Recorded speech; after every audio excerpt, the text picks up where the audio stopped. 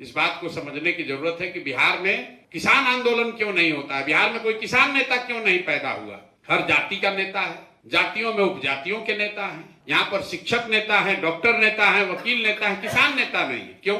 बिहार में किसान को लेकर या किसान के विषय को लेकर कोई नेतागिरी इसलिए नहीं होती है, कोई किसान नेता इसलिए नहीं हुआ क्योंकि बिहार में विशुद्ध तौर पर किसानों की संख्या बहुत कम है। अब आप कहिएगा इससे कैसे है, हर गांव में हर घर में खेती हो रहा है, तो उसको समझिए।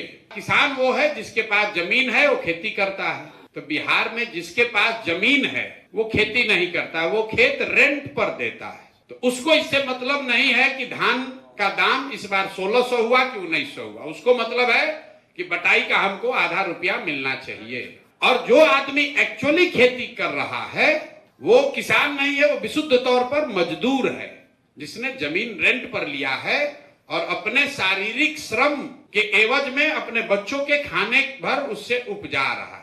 वो किसान नहीं है।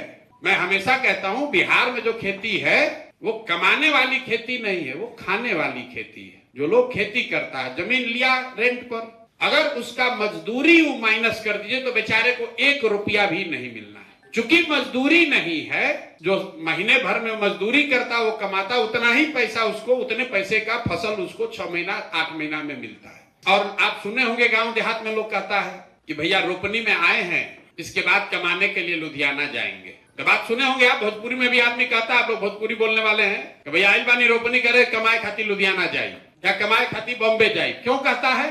क्योंकि रोपनी करने आया है कि इतना उपज हो जाए कि बाल बच्चा भूखे ना मरे। 6000 8000 कमाने के लिए बाहर जाता है। इसलिए बहुत कम आप गांव में जाकर देख लीजिए, हम भी 5000 गांव में जाकर इस बात को हमारे मन में आया, पढ़ा, हमने समझा, उसके बाद जाकर गांव में भी देखा। अगर 100 आदमी खेती कर रहा है तो उसमें इक्का दुक्का ही ऐसा आदमी है जिसका जमीन भी है और वो खेती भी कर रहा है। तो चूंकि किसान यहाँ है ही नहीं, इसलिए किसान का